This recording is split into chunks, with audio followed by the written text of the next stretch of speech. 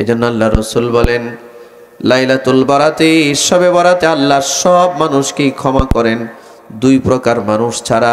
এর মধ্যে এক নাম্বার হলো যারা আল্লাহর সাথে শরীক সাব্যস্ত করে, আল্লাহ তাদেরকে ক্ষমা করেন না। এটা জানায়া দিছেন, এটা কি করছেন? দুই নাম্বার আও মুসাহিন, বিদ্বেষ মানুষের প্রতি যারা দিলে বিদ্বেষ পোষণ করে, হিংসা বিদ্বেষ যার ভিতরে ভরা, আল্লাহ এর মাফ করে না। ভয়ানক হাদিস, ভয়ানক।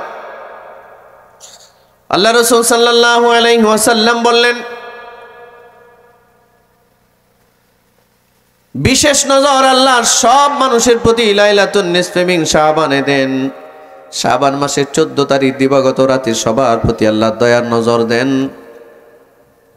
এবং ফায়াগফিরু লিজামিই খালকিহি, সবাইকে আল্লাহ ক্ষমা করেন, ইল্লা লিমুশরিকিন, মুশরিক ছাড়া। আলহামদুলিল্লাহ, সবাই বলেন আল্লাহর দরবারে শুকর যে আমরা আল্লাহর সাথে কাউরে শরীক সাব্যস্ত করি। আমাদের রব একজন, তিনি কে?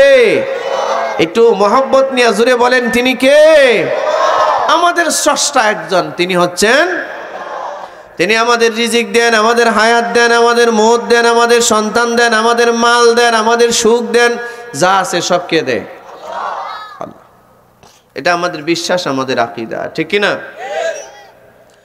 সম্মানিত হাজিরিন, আল্লাহ সুবহানাহু ওয়া তাআলা এই জন্য কালামে, এই জন্য আল্লাহ রাসূল সাল্লাল্লাহু আলাইহি ওয়াসাল্লাম আমাদেরকে জানালেন, যেহেতু আমরা মুশরিক না, আল্লাহর সাথে কাউরে শরীক করি না, তার মানে এক নাম্বার পাপ থেকে আমরা মুক্ত হয়ে গেছি। বলেন আলহামদুলিল্লাহ। দুই নাম্বারটা নিয়ে যত সমস্যা আমাদের। আও মুসাহিনিন, আল্লাহ রাসূল বলেন যার দিলে বিদ্বেষ আছে। কি আছে? বিদ্বেষ, বুঝেন তো?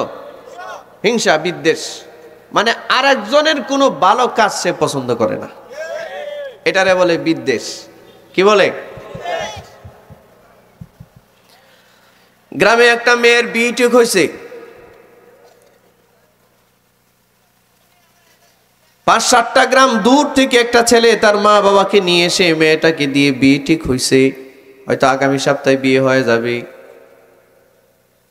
গ্রামের এক বুড়ার ভালো লাগে না, এই বুড়া চাচা নিজে অটো ভাড়া করে নিজের টাকা দিয়া ছেলের বাড়িতে গিয়া মেয়েটার নামে কুটনামি করে বিয়েটা ভেঙ্গে চলে আসছে।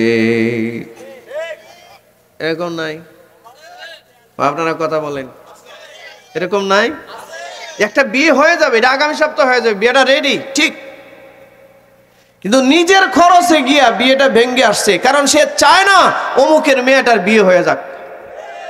এটারে বলে বিদ্বেষ, অহংকার, বিদ্বেষ।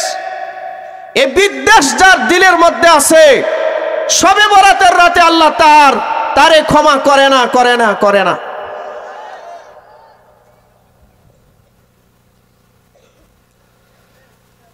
গ্রামে একজন মানুষ, তার ছেলে 2টা বিদেশ গেছে, এখন প্রতি মাসে ভালো টাকা পাঠায়, সুখে আছে, আর একজনের ঘুম নাই। কথা বলে না? হ্যাঁ, আচ্ছা, এগুলো কি সমাজের সাথে চলছে না ভাই? দোকানের মধ্যে বসে কথাগুলো বলে কি ওরা?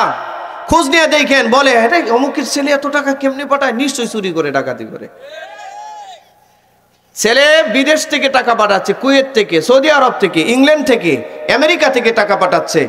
আচ্ছা, টাকাটা তো বাংলাদেশে আসতেছে, আমেরিকাতে, কুয়েতে, সৌদি আরবে সে চুরি করতেছে না ডাকাতি করতেছে, আপনি গিয়ে দেখছেন?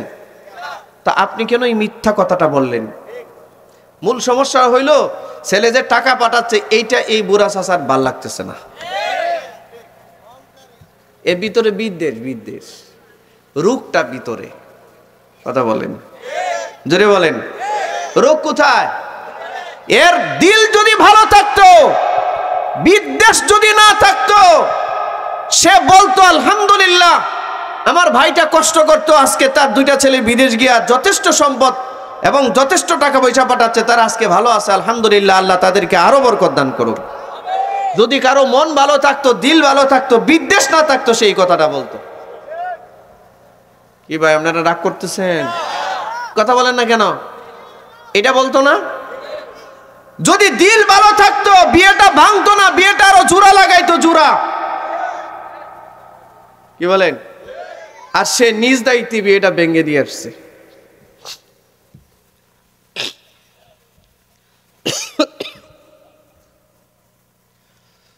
দেখবেন যারা এই সমস্ত কাজ করে, এরা মাথায় যদি 20টা পাগড়িও পেঁচায়, তারপরেও আল্লাহ লাইলাতুল বরাতে এদেরকে মাফ করবে না। সারা রাত যদি ইবাদতেও কাটায় দেয়, আল্লাহ তারে মাফ করবে না। কয় প্রকার মানুষকে শবে বরাতে মাফ করা হবে না? 1 নাম্বার মুশরিক, 2 নাম্বার বিদ্বেষ পোষণকারী। কি পোষণকারী?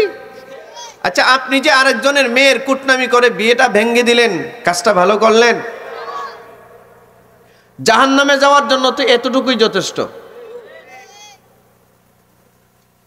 এই চালাই দেখি থাকো, ঠিক কি না? জোরে বলেন। আল্লাহ থেকে আমাদেরকে হেফাজত করো। ও ভাই, পারলে তো মানুষ একটু উপকার করেন। এক হাদিসে আসছে, আল মুসলিমু মান সালিমাল মুসলিমুনা মিন লিসানিহি ওয়া ইয়াদিহি। আল্লাহ রাসূল বলেন, মুসলমান তো তাকে বলে যার হাত, যার মুখ থেকে অপর মুসলমান নিরাপদ থাকে। ঠিক না?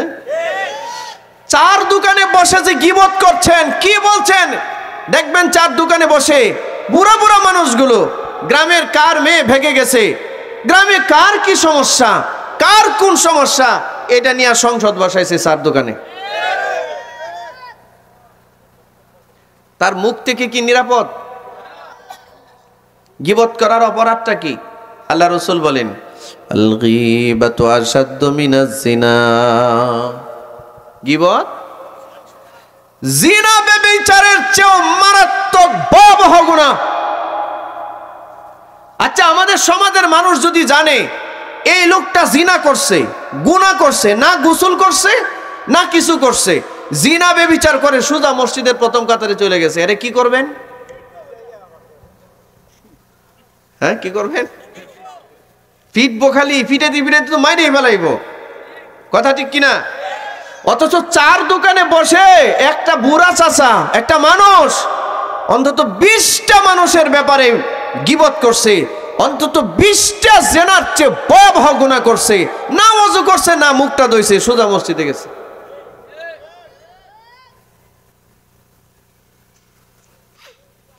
অনেক মসজিদের বারান্দায়ও গীবতের আড্ডা জমে। কথা বলে না? আপনারা মনে হয় নারাজ হইতেছেন আমার এই কথাগুলো। মসজিদের বারান্দায় গীবতের আড্ডা জমায়, বারান্দায়। জবানটা কন্ট্রোল করেন, জবানটা। মনে রাখবেন, বেশি ইবাদত দিয়ে মানুষ জান্নাতে যেতে পারবে না। মানুষ যদি ভালো হয় আল্লাহ তার উপরে দয়া করে, আর আল্লাহর রহম দিয়া, দয়ার চাদর দিয়া পেঁচায়া যারে চাবেন তারই আল্লাহ জান্নাত দিবেন। আর যারে হিসাবের সম্মুখীন করবেন ও কশ্চিন কালেও জান্নাত পাবে না।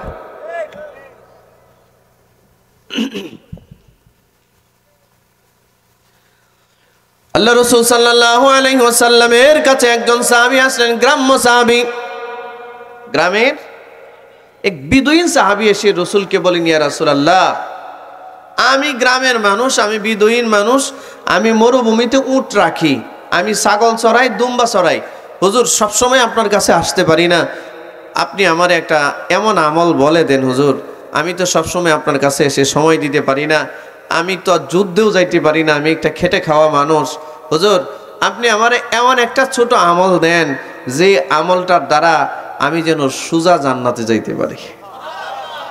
সুবহানাল্লাহ, একটু জোরে বলবেন না?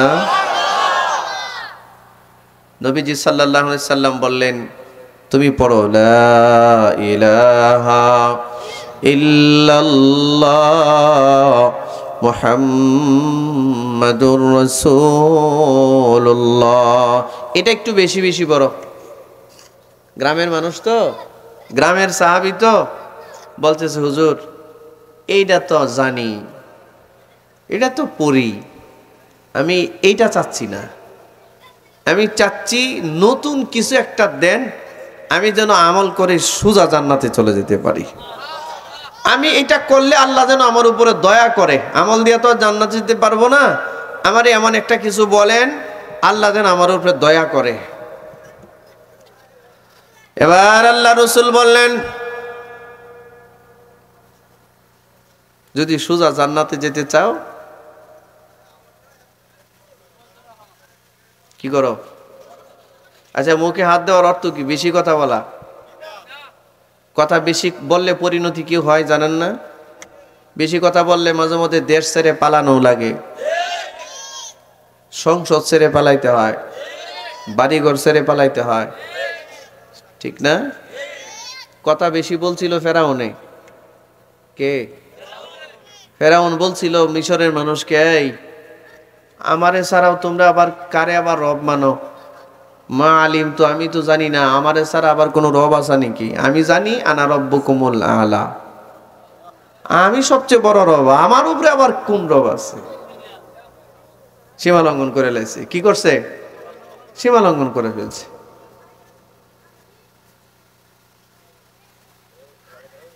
বেশি কথা বললে পরিণতি কি হয় এটা ইদানিং আমরা বুঝতেছি বাংলাদেশে, ঠিক কিনা জোরে বলেন? বুঝতেছেন না? বুঝেন না? মাথায় নাই? হ্যাঁ, বেশি কথা বলতে নাই, বেশি কথা বলার মধ্যে কোনো ফায়দা, শুধুই যারা কথা বেশি বলে তাদের ভুল বেশি হয়, ঠিক না? রাজাকারের বাচ্চারা, এই কথাটা না বললে হইতো না? হইল? কি বলেন আপনারা? রাজাকারের বাচ্চারা বলে গালিটা না দিলে কি হইলই না? আরে কথা বলে না রে। আচ্ছা, কি দরকার লাগছিল রাজাকারের বাচ্চা বলার? এক কথা বলছে সারা দেশে আগুন লেগে গেছে, কুল্লু খালাস, সব শেষ। কে? এই কারণে মুখ যত বন্ধ রাখা যায় তত ফায়দা। মনে করেন না যারা কথা কম বলে এরা মনে হয় কিছু বুঝে না, যারা কথা কম বলে এরা বুঝে বেশি। আর যেগুলো বেশি কথা বলে এগুলো ছাগলের মতো খালি দৌড়ায়। কি বলেন আপনারা? রাগ করতেছেন? ভাই আমার পরে বক্তা কে আছে একটু নিয়ে আসেন, আমার পরে আলোচক কে আছে একটু নিয়ে আসেন, আমার পরে আলোচক যিনি আসেন একটু চলে আসেন। আচ্ছা শোনেন তো, গরিব সাহাবী এসে রসুলকে বললেন, হুজুর আমার একটা ছোটখাটো আমল দেন, আমি সোজা যেন জান্নাতে যেতে পারি। কোথায়? তো নবীজি আমল কি দিছেন? জবানের হেফাজত করো। কিসের হেফাজত? জবানের হেফাজত।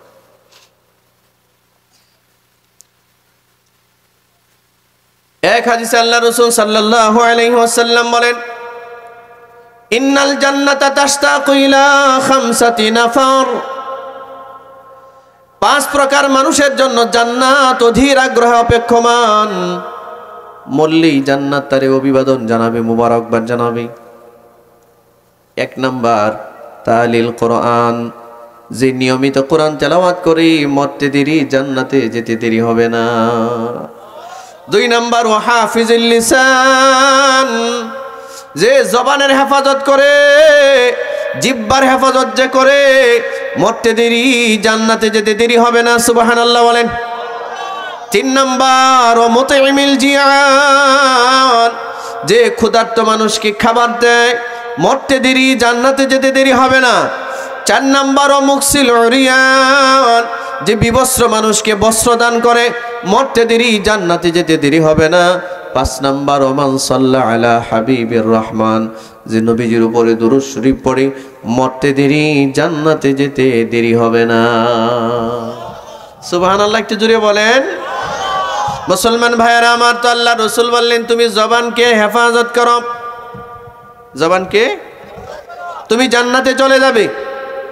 ও দুনিয়ার মুসলমানেরা, এই জন্যে দোকানপাটের মধ্যে বসে বসে বেশি কথা বলার মধ্যে কোনো ফায়দা, কোনো লাভ, বরঞ্চ আপনি বিদ্বেষ চড়াচ্ছেন, আপনি গীবত আর শেকায়াত করছেন।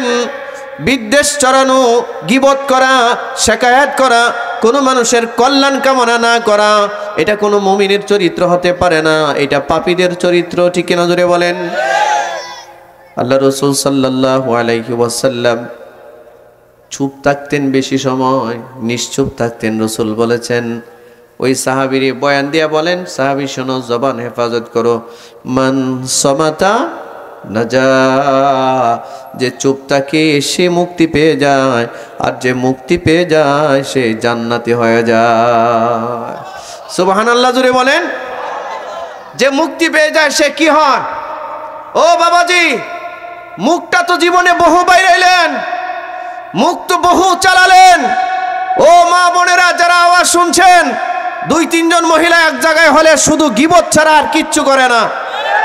জীবনে তো মুখ বহু চালাইলেন, এবার তো একটু থামেন, এবার একটু মুখটাকে বন্ধ করুন, এবার একটু জবানটাকে বন্ধ করুন। মসজিদের কোনায় গিয়ে বসে থাকুন, বেহুদা মানুষের সাথে কথা বলেন না, মানুষের সাথে বেহুদা আচরণ করেন না। মসজিদে একটা মানুষ যদি চুপ করে বসেও থাকে, প্রতিটা মুহূর্তে মুহূর্তে তার আমলনামায় নফল ইবাদতের সওয়াব লেখা হয়। আল্লাহ রাসূল সাল্লাল্লাহু আলাইহি ওয়াসাল্লাম লম্বা সিজদা দিলেন, মনে আছে আপনাদের?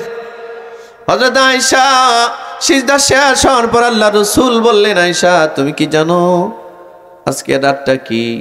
না হুজুর, আমি জানি না। আল্লাহ রাসূল বললেন, আয়েশা এটা লাইলাতুন নিসফি মিন শাবান, শাবানের অর্ধরাত, অর্থাৎ শাবান মাসের 14 তারিখ দিবাগত রাত। আয়েশা এই রাতে আল্লাহ তার বান্দা বান্দিদের প্রতি বিশেষ রহমতের নজর দান করেন। ধরেন আপনার ছেলে তিনটার মধ্যে একটা অনেক দুষ্ট, এটা কথা শুনে না, উল্টাপাল্টা করে, আপনি বলবেন এদিকে, ও যায় আরেক দিকে, খায় মদ, খায় গাঁজা। যার সন্তান মদ গাঁজা খায় তার ঘরে যে কি অশান্তি, এটা বলে বোঝানো যাবে না। ঠিক কিনা জোরে বলেন। আচ্ছা, যেই ছেলেটা মদ গাঁজা খায়, কি বাবার খুব প্রিয় ছেলে, মার খুব প্রিয় ছেলে, সারা বছর মা বাবা তার উপরে অসন্তুষ্ট, কিন্তু হঠাৎ করে একদিন বাবার দিলে দয়া আসছে, আহারে এই গাঁজাখোর ছেলেটাও যদি আজকে আমার কাছে আসতো, আজকে যদি আমার কাছে যা চাইতো আমি তাই তারে দিয়ে দিতাম। মাঝে মধ্যে এরকম হয় না? দুষ্ট ছেলেটাও মা বাবার কাছে গেলে মা বাবা মাঝে মধ্যে দয়া করে। তা আল্লাহ এই শবে বরাতের রাতে সারা পৃথিবীর বাদ্য অবাদ্য, নেককার বদকার, মুশরিক মাজুসি যা আছে সবার দিকে আল্লাহ নজর দেন। আল্লাহ তাকায়া দেখেন, এরা যদি আল্লাহর কাছে চায় তো আল্লাহ আজকে সবাইরে মাফ করে দিবেন। তবে কয় প্রকার মানুষ তারা?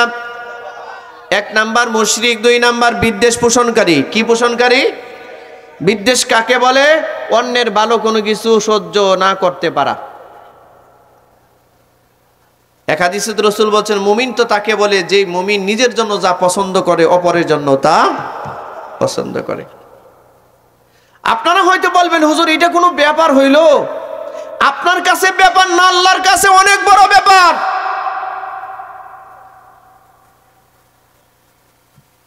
হাদিসে তো আল্লাহ রাসূল বলেছেন, ইন্নাল্লাহা লা ইয়ানজুরু ইলা সুওয়ারিকুম ওয়া আমওয়ালিকুম ওয়ালাকিন ইয়ানজুরু ইলা কুলুবিকুম ওয়া আমালিকুম। আল্লাহ তাআলা কখনোই কোন মানুষের চেহারা তাকিয়ে দেখেন না তার চেহারা কতটুকু সুন্দর, কখনোই আল্লাহ তাআলা কোন মানুষের মাল কত আছে এটা তাকিয়ে দেখেন না। আল্লাহ দেখেন কার হৃদয়টা, কার কলবটা কতটা পরিচ্ছন্ন। যার হৃদয় পরিচ্ছন্ন, যার কলব পরিচ্ছন্ন, এই হৃদয়ে কখনো মানুষের জন্য বিদ্বেষ থাকতে পারে না। বুঝে না? আচ্ছা, গান শোনা যে গুনাহ বা গানের আয়োজনে যাওয়া যে গুনাহ, এই কথাটা আমাদের সমাজের কার কার অজানা আছে? সবারই জানা আছে। কি বলেন আপনারা? যারা গান শুনতে গেছে তারাও জানে গান শোনা গুনাহ, হারাম। কি হারাম? নিষিদ্ধ, নাজায়েজ কাজ। এটা শোনার পরেও তারা গেছে। আমাদের কি করার আছে? আমরা কি গিয়ে পিটাবো? এখন ওয়াজা যদি কেউ না আসতে চায়, আমরা কি তাকে জোর করব? যার যার কর্ম আল্লাহ তাকে সেই অনুযায়ী ফেরত দিবেন, ঠিক কিনা?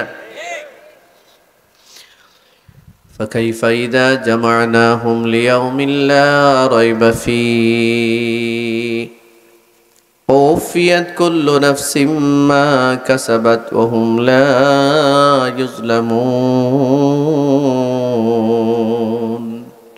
আল্লাহ তাআলা বলেন, ফাকাইফা ইদা জামা'নাহুম লিয়াউমিল লা রাইবা ফি, যেদিন সমস্ত মানুষ একত্রিত হওয়ার সময় আসবে, যেই দিনটায় কোনো সন্দেহ নাই,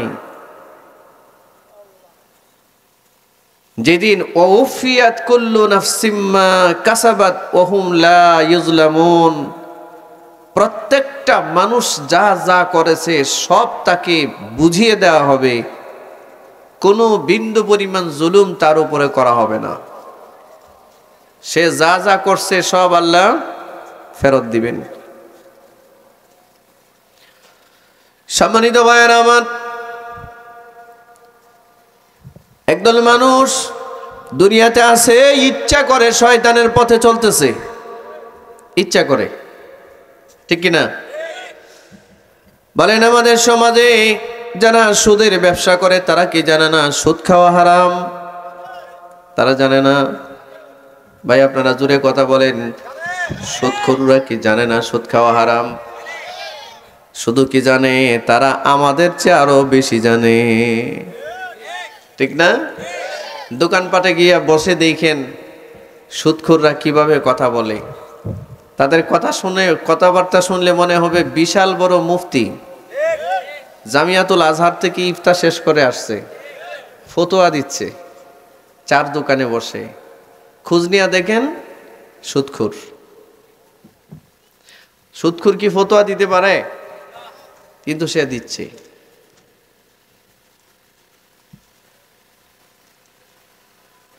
কি বলবেন?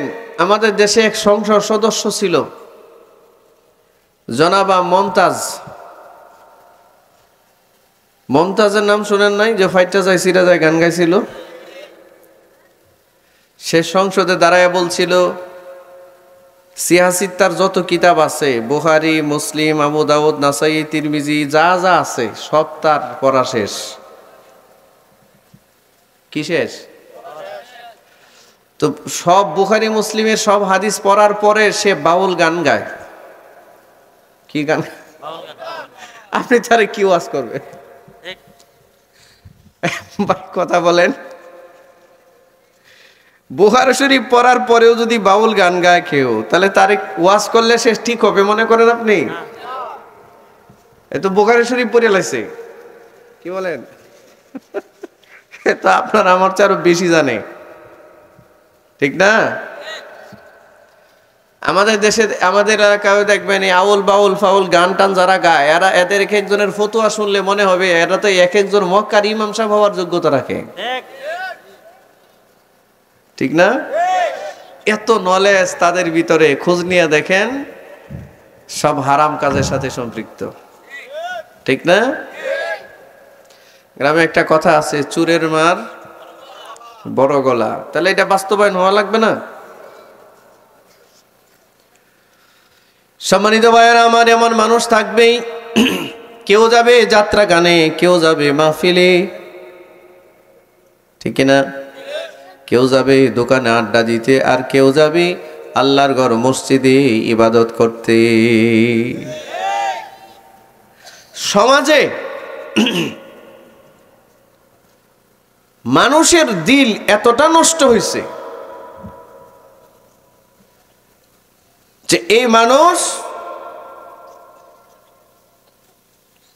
মসজিদ এখন আর তার কাছে ভালো লাগে না, ভালো লাগে বাজারঘাট, দোকানপাট, গিবতের আড্ডা, এটা খুব ভালো লাগে। কি বলেন আপনারা? হ্যাঁ, দোকানপাটগুলোর মধ্যে গিয়ে দেখেন যারা বসে আছে এরা 3 কাজ করে। কয় কাজ? দোকানে কয়টা কাজ হয়? 3টা। 1 নাম্বার, হয় কারো গিবত করে, 2 নাম্বার আর না হয় কারো গিবত শুনে, 3 নাম্বার আর না হয় ল্যাংটা সিনেমা জিয়ারত করতেছে। ঠিক 1-2 জনের কয়। কে ভাই কথা বলেন না কেন? আচ্ছা, একটা চা খাইলে কি দোকানে 3 ঘন্টা লাগে? হ্যাঁ,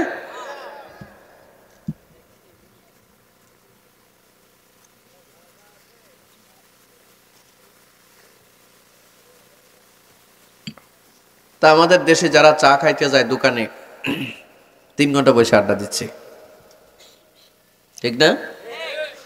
একই লোক মসজিদে যাওয়ার পরে অস্থির,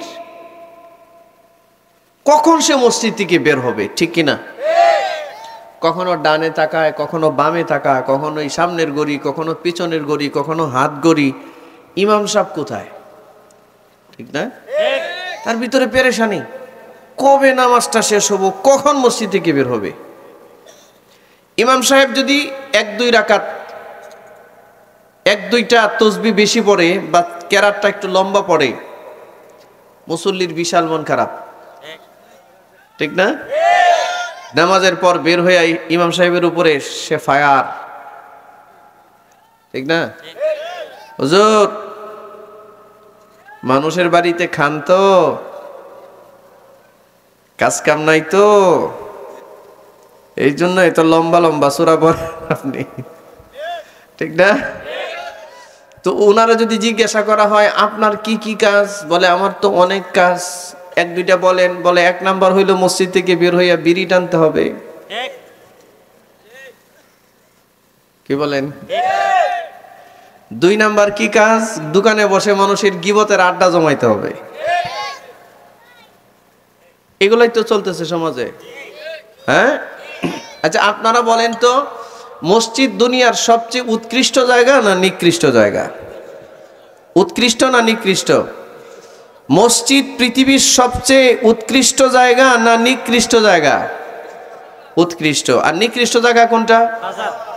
কথা বলতে হবে, জবান খুলে বলেন। বাজার, দোকানপাট। তো যে যেই জিনিস পছন্দ করে, যে যেই রুচির মানুষ, যে যে রুচি সম্পন্ন মানুষ, সে তো সেদিকেই যাবে। কারো রুচি যদি ভালো হয় সে মসজিদে যাবে, কারো রুচি যদি নষ্ট হয় সে বাজারে যাবে। কেউ যদি আল্লাহকে ভয় করে সে মাহফিলে যাবে, কেউ যদি আল্লাহকে ভয় না করে সে গানে যাবে। জোর করে তার কিছু করা যাবে? মনে রাখবেন, ইসলাম জোর করে কাউকে কোনো কিছু শিখায়, জোর করে শিখাইলে এটা শিখতে পারে। নবীজি একদিন মসজিদে নববীতে বসা, খুব খেয়াল করুন, কোথায় বসা? একজন সাহাবী আসলেন, এসে দ্রুত গতিতে মসজিদে নববীতে নামাজ পড়লেন, খুব দ্রুত, আমরা যেমনি পড়ি আর কি। নামাজ পড়ে আল্লাহ রসুলের কাছে আসলেন। নবীজি বললেন, এই তুমি দাঁড়াও, কুম, দাঁড়াও, ফাসাল্লি, সালাত আদায় করো, নামাজ পড়ো। ফা ইন্নাকা লাম তুসাল্লি, তোমার নামাজ হয় নাই।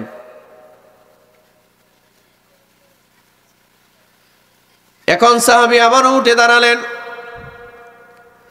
দ্বিতীয়বার গিয়া নামাজ পড়লেন,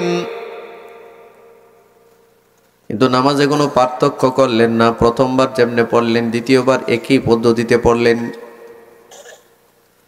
দ্বিতীয়বার পরে আবারও রাসূলুল্লাহ সাল্লাল্লাহু আলাইহি ওয়াসাল্লামের কাছে আসলেন। ভাই দুরূদ শরীফ পড়েন, বলেন সাল্লাল্লাহু আলাইহি ওয়াসাল্লাম। নবীজির কাছে আসলেন, আবার আল্লাহর নবী বললেন প্রথমবারের মতো, কুম, তুমি দাঁড়াও, ফাসাল্লি, সালাত আদায় করো, নামাজ পড়ো, ফা ইন্নাকা লাম তুসাল্লি, কেননা তুমি নামাজ পড়ো নাই, নামাজ আদায় হয় নাই। সাহাবী তৃতীয়বার আবারও গিয়া নামাজে দাঁড়ালেন। কয়বার? জোরে বলেন। তিনবার দাঁড়ালেন নামাজের মধ্যে। তৃতীয়বার দাঁড়ায় আবারও নামাজ পড়লেন। প্রথম দুইবার যেমনে পড়ছেন, তৃতীয়বার একইভাবে নামাজ পড়লেন, দ্রুত গতিতে নামাজ পড়লেন।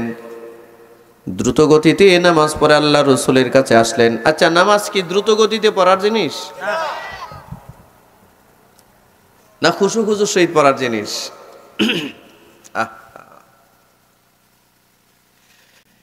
এই যে আগামী শুক্রবারে লাইলাতুন নিসফি মিন শাবান আসতেছে, শবে বরাত কবে? আগামী শুক্রবার দিবাগত রাতে। একটা হাদিস মনে হয়েছে, বলবো? আপনাদের কি খেয়াল আছে? এদিকে মনোযোগ আছে? আমরা তো নামাজের মধ্যে তাড়াহুড়া করি। এই চালাই, কথা বন্ধ করো। আমরা তো নামাজে এদিক সেদিক মনোযোগী হই। আর আল্লাহ রাসূল সাল্লাল্লাহু আলাইহি ওয়াসাল্লাম লাইলাতুন নিসফি মিন শাবানে নামাজ পড়ছিলেন, সিজদা দিচ্ছিলেন। 14 তারিখ দিবাগত রাতে, অর্থাৎ শবে বরাতের রাতে লাইলাতুন নিসফি মিন শাবানে আল্লাহ রাসূল সালাত আদায় করছিলেন, সিজদায় গেছেন। সিজদায় গিয়ে এত লম্বা সিজদা দিছেন, নবীজি আর মাথা উঠায় না। সুবহানাল্লাহ বলবেন না? আচ্ছা, আমাদের নবীর কি জীবনে কোনো গুনাহ ছিল? গুনাহ করেছেন? কোন নবীর কোনো গুনাহ আছে? সব নবীরা মাসুম, নিষ্পাপ, ঠিক কিনা জোরে বলেন। যেই নবীর জীবনে গুনাহ নাই, যার ব্যাপারে বলা হয়েছে মা তাকাদ্দামা মিন যামবিকা ওয়া মা তাআখার, ও নবী, আপনার অনিচ্ছা সত্ত্বেও যদি কোনো ত্রুটি বিচ্যুতি আপনার ভিতর থেকে পরিলক্ষিত হয়ে থাকে, আল্লাহ আপনার ওই বিচ্যুতিগুলো, পিছনের এবং সামনের সব বিচ্যুতি ক্ষমা করে দিয়েছেন কে? এই নবীর কি দরকার আছে এত লম্বা সিজদা দেওয়ার? আল্লাহ রাসূল সিজদার মধ্যে কি এত লম্বা সিজদা দিলেন। হযরত উম্মাহাতুল মুমিনিন হযরত আয়েশা দাঁড়িয়ে আছেন, তো দাঁড়িয়ে আছেন, নবীর পাশে দাঁড়িয়ে আছেন। এটা আল্লাহর নবীর সিজদা শেষ হয় না। মিনিটের পর মিনিট, ঘন্টার পর ঘন্টা সময় চলে যাচ্ছে, নবীজি মাথা ওঠায় না। হযরত আয়েশা মনে করলেন সম্ভবত আল্লাহর নবীর দেহ থেকে প্রাণ বের হয়ে গেছে, সম্ভবত নবীজি ইন্তেকাল করেছেন। উনি ডাউট ফিল করলেন, কনফিউজড হয়ে গেলেন, সন্দেহের মধ্যে পড়ে গেলেন, সত্যি কি আল্লাহর নবী জীবিত আছেন না দুনিয়া ছেড়ে চলে গেছেন? এই জন্য নিজের সন্দেহ দূরীকরণের জন্য হযরত আয়েশা রাদিয়াল্লাহু তাআলা আনহা নবীজির বৃদ্ধাঙ্গুলের মধ্যে গিয়ে একটা চাপ দিলেন। বৃদ্ধাঙ্গুলিতে, হাদিস বলছি, হাদিস। কোন আঙ্গুলে চাপ দিয়েছেন? নবীজির বৃদ্ধাঙ্গুলে চাপ দিলেন। আল্লাহ নবী আঙ্গুলটা একটু নাড়াইলেন, হযরত আয়েশারে বুঝাইলেন, আয়েশা, আমি এখনো মরি নাই। হযরত আয়েশা এবার শান্ত হলেন, যান না, নবীজি মারা যায় না, এখনো জীবিত আছে। আচ্ছা, আপনারা আমার কথা বুঝে থাকলে একটু বলেন তো, একটা মানুষ কতটুক লম্বা সিজদা দিলে পরে মনে হয় যে লোকটা জীবিত আছে না মারা আছে? আমরা তো অনুভব করতে পারি যে আমার তো মনে হয় নবীজির ওই সিজদাটা ঘন্টার পর ঘন্টা চলে গেছে। আল্লাহ রাসূল সাল্লাল্লাহু আলাইহি ওয়াসাল্লাম এত লম্বা সিজদা দিলেন, হযরত আয়েশা কান্না শুরু করলেন। নামাজের সালাম শেষ করার পর হযরত আয়েশা বলেন, ইয়া রাসূলুল্লাহ, আল্লাহ আপনার সামনের পিছনের ত্রুটিগুলো ক্ষমা করে দিয়েছেন, তারপরও এত লম্বা সিজদা আপনি কেন দেন?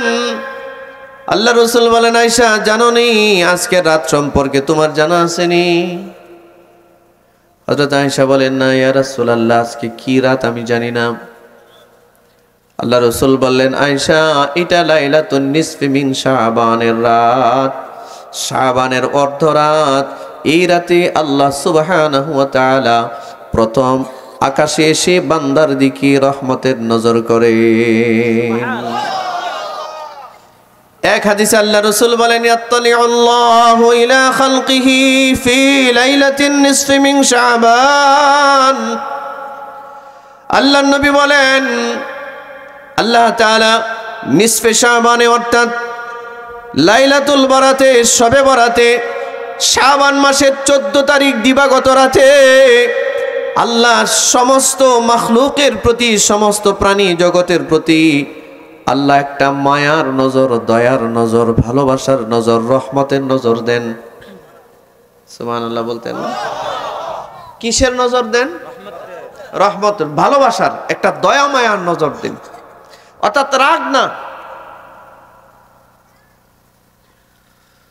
আল্লাহ তাআলা, আল্লাহ রাসূল বলেন, এই দয়ার নজর বান্দার প্রতি দেন।